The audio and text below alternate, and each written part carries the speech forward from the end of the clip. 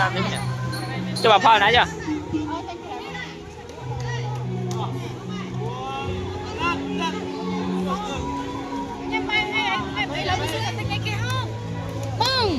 chưa kết ổn định mà bây giờ tình anh kia không nhằm ai cream anh ai bảo phi tình ai ta vẫn bị trong tình anh kia mà đã chẳng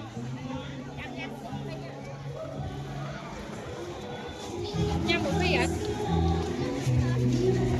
con nhà mày con bao giờ là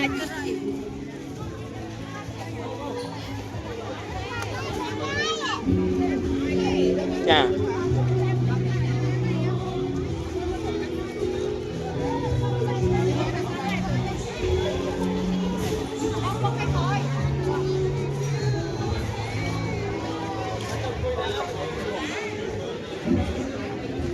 Ada dah.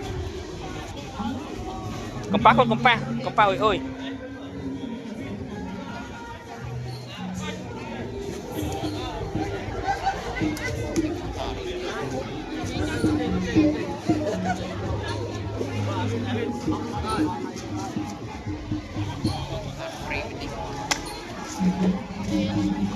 Chảy mà du mấy.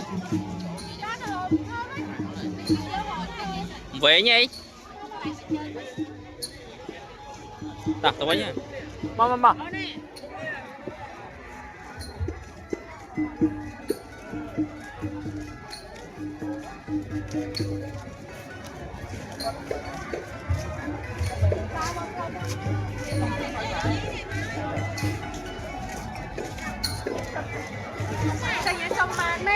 Ngay vậy. Chạy nhanh lắm.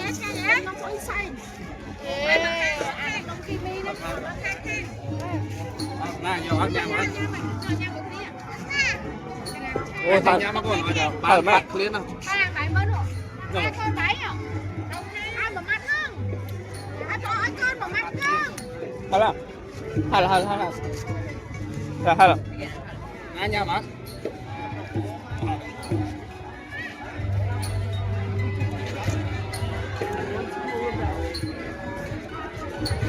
Halat banyak halat. Halat. Cái này nha bạn cao đấy halat. Ba này.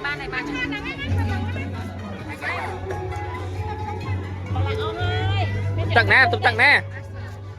Tổng ọc niêu. Ba này.